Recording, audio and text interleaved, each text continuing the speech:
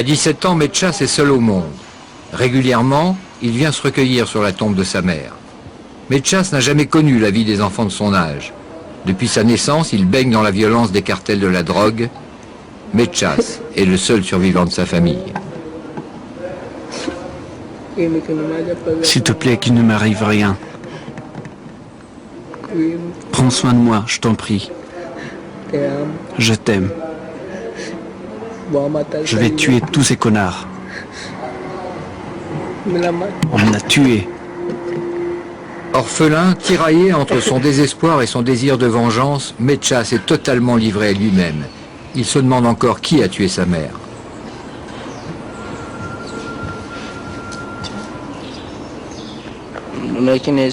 Je ne sais pas quel connard c'est. Ça fait combien de temps? Ça fait 2 ans. Tu avais quel âge? 15 ans. Tu es seul? Seul. Qui d'autres ont-ils tué dans ta famille? 3 jours après, ils ont tué mes 2 frères. L'un à 13h et l'autre à 19h. Qui les a tués? Les bandes des quartiers. Des tueurs à gages? Oui. Et ton père? Ils l'ont tué aussi, ou il a disparu. J'avais une sœur, elle a été tuée aussi 2 ans avant. Ils ont tué toute ta famille? Toute ma famille. Maintenant, je suis tout seul.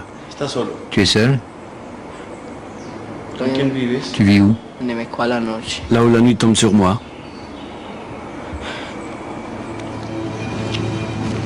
C'est comme ça que Mechas est devenu tueur à gages. Un enfant tueur impitoyable, à la petite gueule d'ange ou de démon.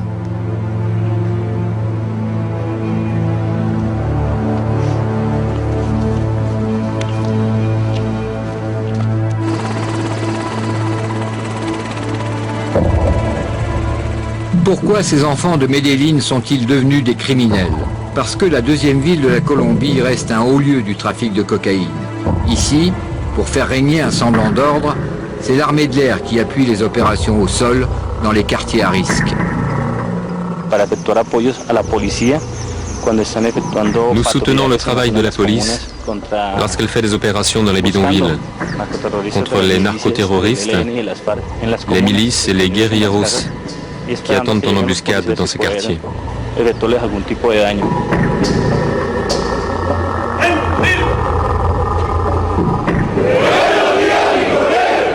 Ce sont ces commandos d'intervention entraînés aux États-Unis qui épaulent la police de Medellín.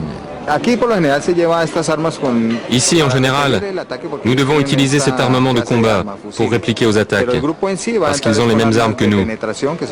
Mais nous arriverons avec des armes de pénétration, des fusils d'assaut et des mitraillettes.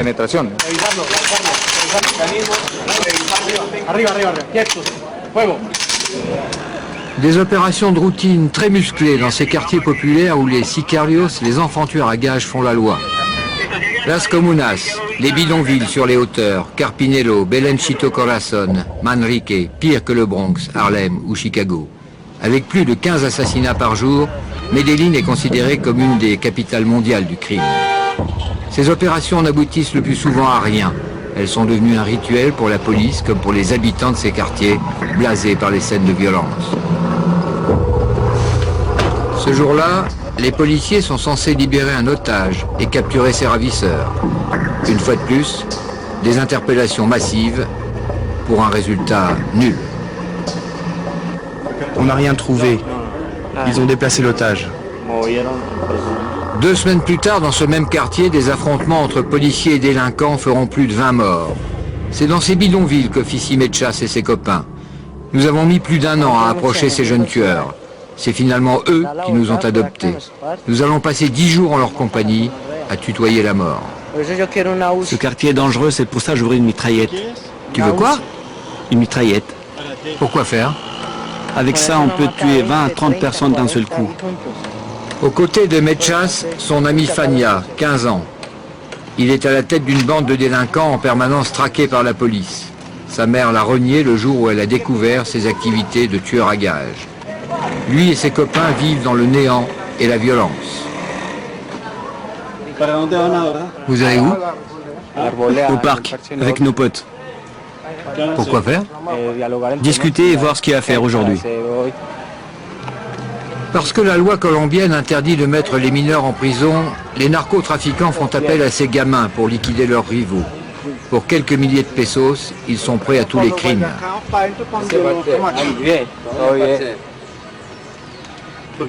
Pourquoi tu fais le signe de croix? Pour remercier Dieu d'être vivant un jour de plus.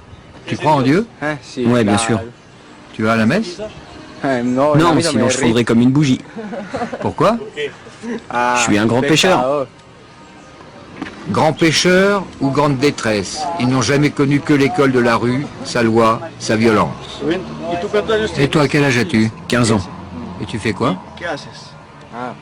Je traîne dans la rue et je vole. Tu voles? Ouais, je traîne et je vole. Tu tues aussi? Ouais, Depuis quel âge? depuis l'âge de 13 ans. Tu as déjà beaucoup tué? Plus ou moins, pour le compte de ceux qui me paient. On te paie combien? Ce qu'ils veulent. 1 million de pesos, parfois plus. Et tu tues pour moi? Bah ouais. Ça ne te fait pas de peine? Non. Pourquoi est-ce que tu tues? La nécessité, mon pote. Mais tu as essayé de trouver du travail? Avec cette situation, c'est pas évident. Tu as déjà tué plusieurs fois? Lui, c'est El Flaco. Il prépare l'arme avec laquelle il doit exécuter son contrat de la journée. Il doit tuer un homme. Pourquoi? Comment? Il n'en dira rien. Quelques minutes plus tard, nous retrouvons Mechas au coin de la rue. Il dégaine vite. Sans vraiment comprendre ce qui se passe, nous avons juste le temps de filmer ces images. Le braquage d'une voiture. En quelques secondes, le propriétaire est en fuite. Mechas et son copain ont réussi leur coup.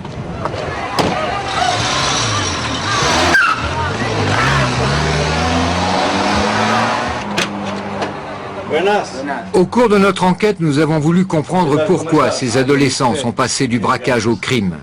Nous retrouvons Fania chez le copain qui l'héberge. Comment tu as commencé à tuer? Par vengeance. Qu'est-ce qu'on t'a fait? Ils ont tué mon petit cousin que j'aimais beaucoup. Et ensuite? À partir de là, j'ai voulu venger sa mort et je voulais le tuer. Mais tu avais 13 ans, ça a été facile pour toi de tuer la première fois? Non, j'avais peur. Mais avec la rage, quand je l'ai eu en face, je l'ai tué d'un seul coup. Par vengeance, c'est tout.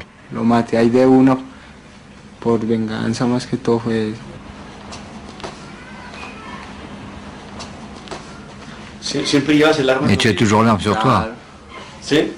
Ouais. Comment ça fonctionne tout ça?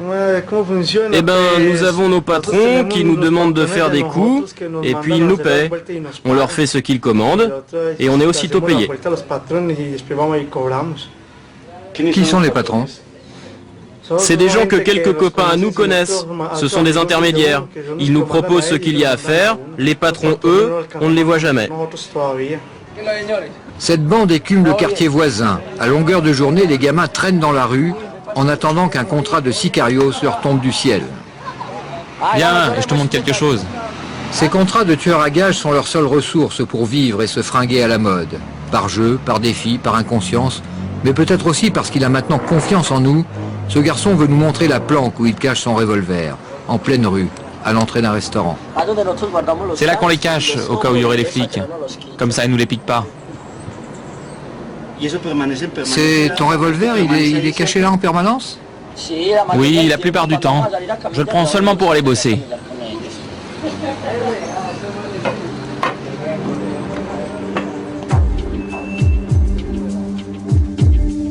Prison de Bogota. Ce jour-là, nous avons une autorisation exceptionnelle pour une rencontre exceptionnelle au quartier de haute sécurité.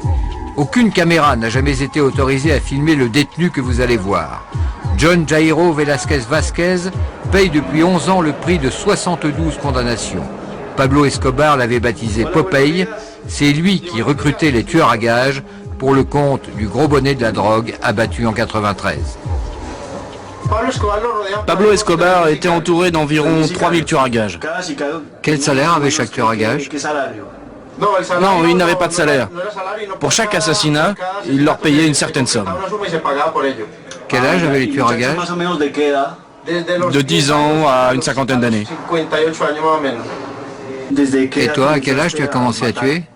Depuis l'âge de 18 ans. Comment c'est arrivé? Pourquoi? C'était très naturel. En Colombie, on vit la culture de la violence. Tu es de Medellín? Oui. Comment s'est déroulé ton premier crime? C'était un meurtre commandé. C'était professionnel. On te payait par assassinat? Oui. Parce qu'à Medellín, c'est un métier. Même quand il fallait tuer des enfants, bien ça faisait partie de la guerre.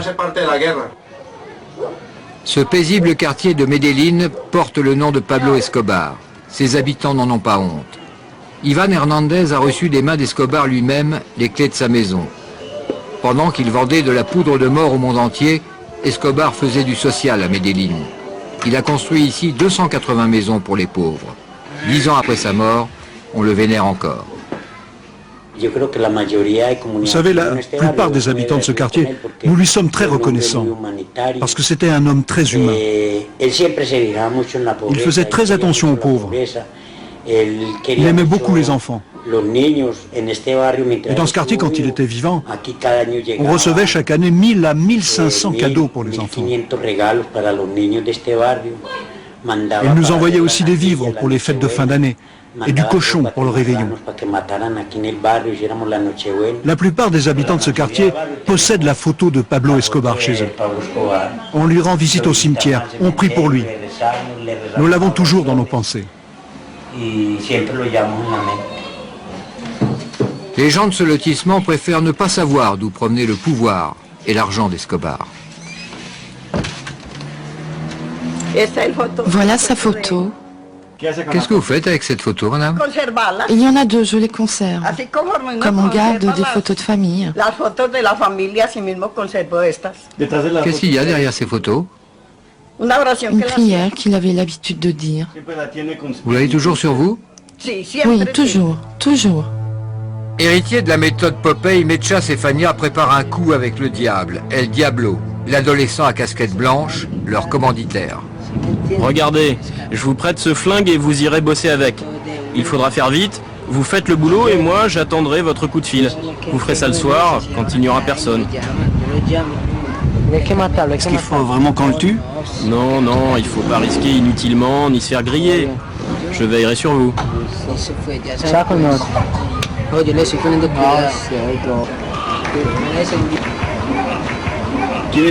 C'est qui le diable?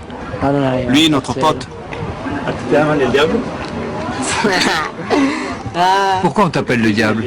Je ne sais pas, mon pote. Ils disent que c'est parce que je suis moche. En fait, je ne sais pas pourquoi. Qu'est-ce que vous allez faire maintenant, Mechas? Voler dans une salle de billard. De quelle façon? Un braquage. Il faut aller braquer un mec et voilà. C'est dans le coin? Là-bas en haut, dans le quartier d'à côté. Ici, on ne peut pas voler. On serait mal vu par les habitants du quartier. Ici, on préfère rendre service aux gens. Réalité ou fiction, simple frime pour notre caméra, nous ne le saurons jamais. Mechas et ses copains nous affirment qu'ils préparent un meurtre avec ce couteau.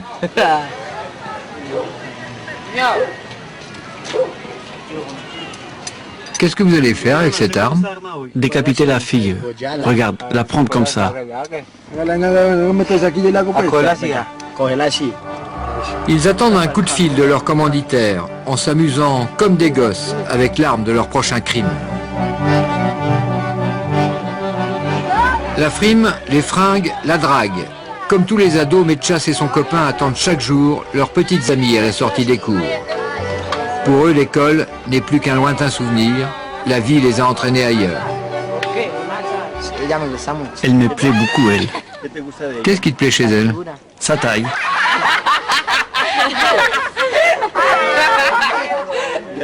Et Mechas, s'il te plaît aussi?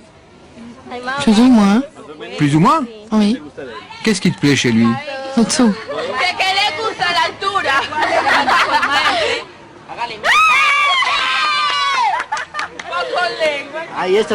Elle, c'était aussi ma petite copine. Lui, c'est mon meilleur copain.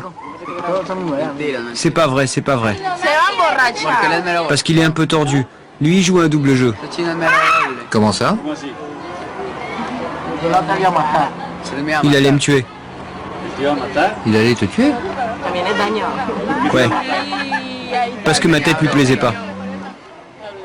Mechas, lui, n'a jamais raconté sa vie à personne. Et tu sais ce qu'il fait, Mechas? Il traîne à rien faire. Il travaillait dans un restaurant. À la plonge. Ah oui. Et après, il balayait les rues. Ah, et maintenant, il vit dans la rue. Il fout rien.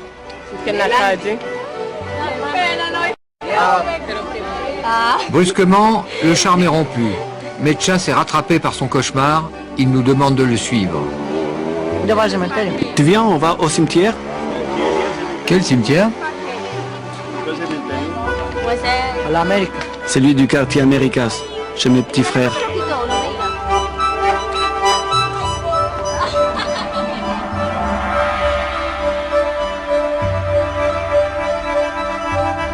C'est vers un autre cimetière qu'il nous emmène. Comme sa mère, ses frères lui manquent. Cela fait 2 ans qu'ils ont été assassinés. Pour fuir sa terrible solitude, pour évacuer le chagrin qu'il cache au fond de son cœur, il leur rend souvent visite. C'est dans ces moments-là que Mechas craque.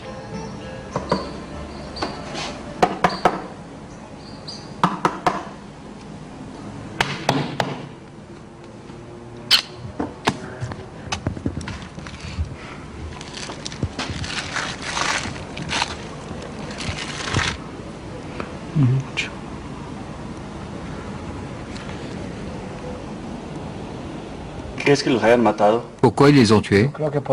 Je crois que c'est par vengeance. Mais qu'est-ce qu'ils avaient fait? Mon frère était très méchant. Il faisait quoi? Il tuait beaucoup. Et ton autre frère? Lui, il étudiait.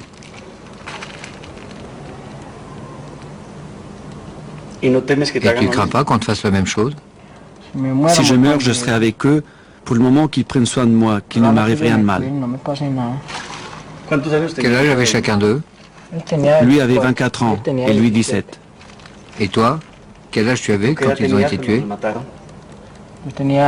J'avais 15 ans. Ils les ont tués devant toi? Non, j'étais à l'épicerie, mais on les a tués à l'intérieur de la maison. Où tu vis? Où je vivais.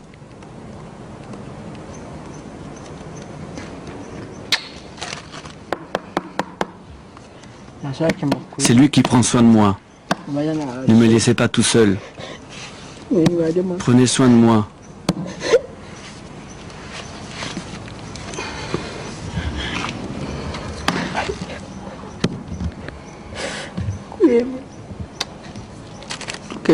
Lui, je l'aimais beaucoup. Je vous aime. Prenez bien soin de moi. Signé Oscar. Oscar est le prénom de baptême que lui avait donné sa mère.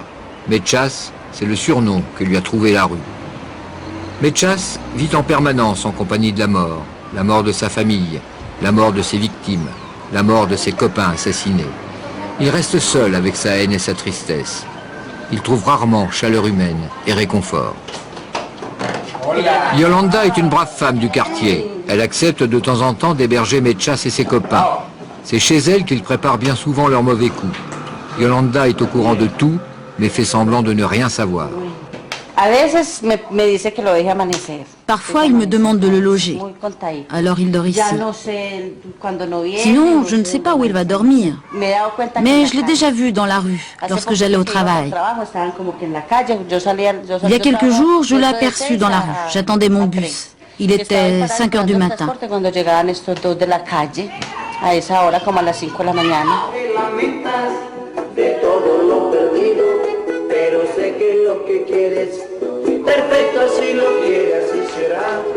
Chanson romantique et rap, la musique préférée des ados colombiens. Mais ici, on ne se laisse pas aller longtemps. Tout s'arrête quand il faut commettre un crime. Je dois aller me changer. Qu'est-ce que vous allez faire L'assassinat de la fille. aujourd'hui? Ouais. À quelle heure vous allez faire ça? À 6 heures. Avec qui tu vas le faire? Vous allez le faire maintenant? Aujourd'hui? Ouais, on va ramener la tête de la fille. Oh non, quelle pitié.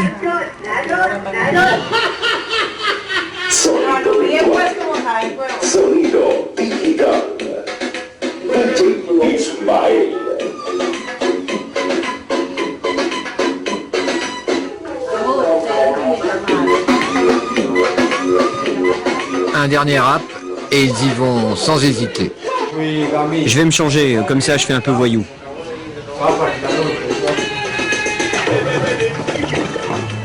On doit lui couper la tête. Et qu'est-ce que vous ferez avec la tête? On l'enverra à celui qui nous l'a demandé. Vous enverrez la tête? Ouais, bien sûr. Ça ne t'impressionne pas? Mais pourquoi? Depuis qu'ils ont tué mon petit cousin, j'ai peur de rien, ni pitié de personne.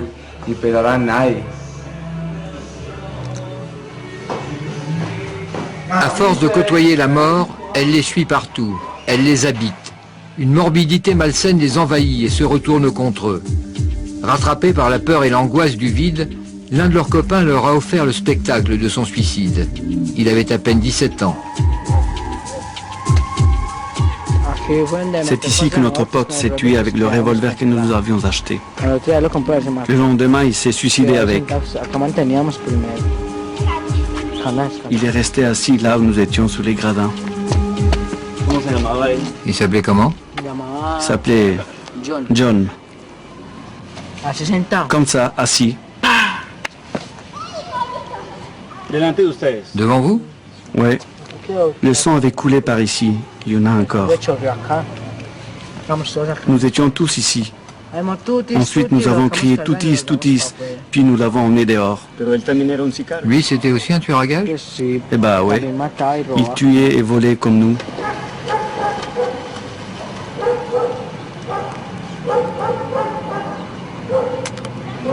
Il est mort comme il voulait. Il avait dit que personne ne le tuerait, qu'il le ferait lui-même et puis il s'est donné la mort. Il nous manque beaucoup. Parfois, il faut prier. On n'est pas vraiment des démons.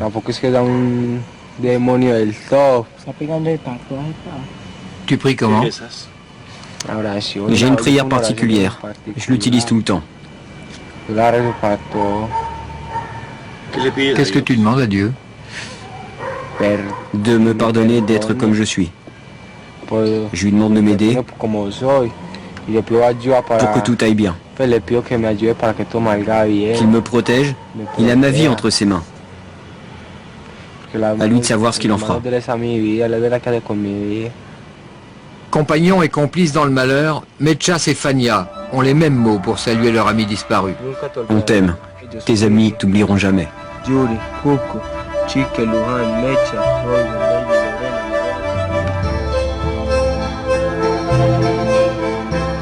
Le lendemain, retour chez Yolanda. Fania et Mechas s'amusent comme les vrais enfants de leur âge, avec des pistolets en plastique.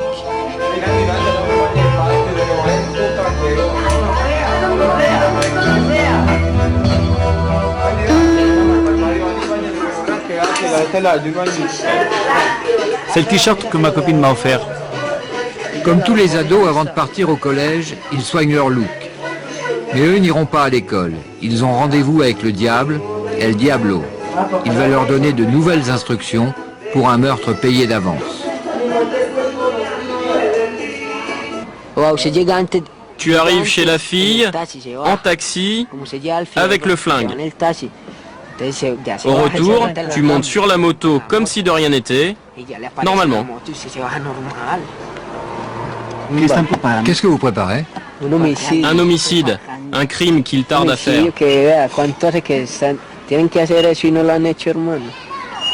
Il s'agit de qui? D'une nana. S'ils ne la tuent pas, c'est eux qui se feront descendre. Ils le savent très bien, lui et lui. Pourquoi?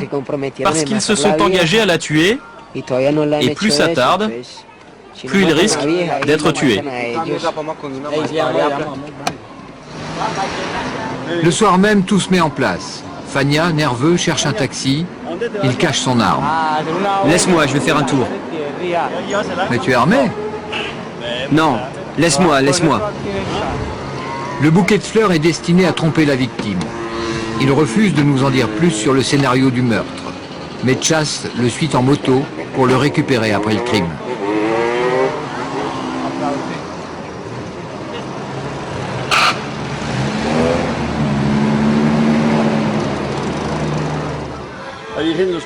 La Vierge Marie vous protège? Bien sûr, de tous les maux et de tous les dangers. Tu crois en Dieu? Bien sûr, il faut croire en Dieu, en celui qui nous donne cette vie tragique que nous menons. L'attente est longue. Ça fait plus d'1 heure que Fania et Mechas sont partis. La nervosité s'installe. Je t'avais dit que ça serait chaud là-bas. Ils se sont fait griller. On aura d'autres coups à faire. Toujours d'autres coups et plus d'argent. Plus d'argent et encore plus d'argent. Fania revient enfin. Il reste 2 balles dans le revolver. Nous ne saurons jamais si le crime a été commis.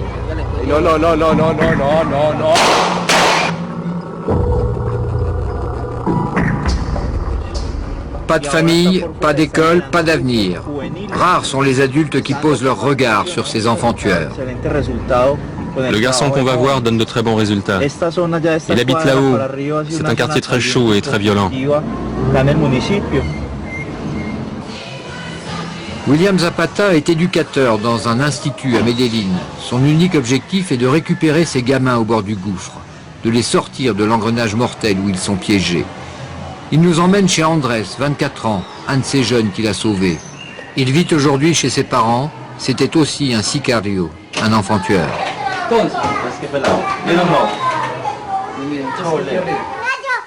Andrés a commencé à tuer dès l'âge de 15 ans. Dans sa chambre, il garde précieusement les souvenirs qui ont marqué sa première vie. Et quel est ton premier souvenir? Celui de mon cousin. On l'a tué parce qu'il défendait une fille dans un autobus. Quand il est descendu, un mec l'a poignardé en plein cœur. Aujourd'hui, Andrés mène une existence normale au sein d'une famille normale avec ses petits frères, sa mère et son père. Sans la persévérance et la force de conviction de cet éducateur, Andrés n'en serait pas là. Il ne serait peut-être même plus là pour comprendre pourquoi on devient sicarios. Le pouvoir de l'argent, disons-le comme ça.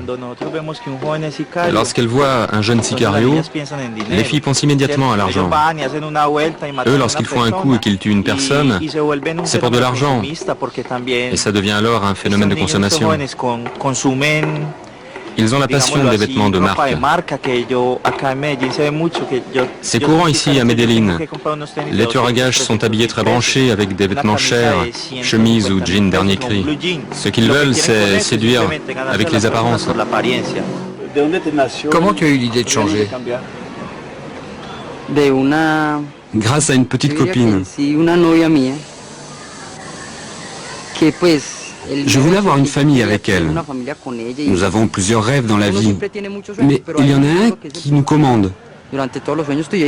Et c'était celui-là le principal pour moi. Mais alors, qu'est-ce qu'il fallait que je fasse? Changer. Et cesser de faire des bêtises pour commencer à être un nouvel homme, afin d'atteindre mon rêve, et je suis donc sur le chemin. Pour Andrés, une terrible parenthèse est refermée. Sa vie de sicario fait maintenant partie du passé. Marlon, dit El Diablo, a été assassiné par un autre sicario dans ce même quartier 2 semaines après ce reportage. Esteban, dit Fania, a quitté le quartier à la suite de menaces. Il a trouvé du travail dans un magasin de chaussures.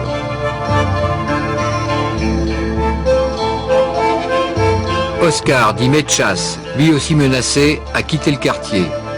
Il poursuit son aventure sans issue pour le compte d'un nouveau commanditaire.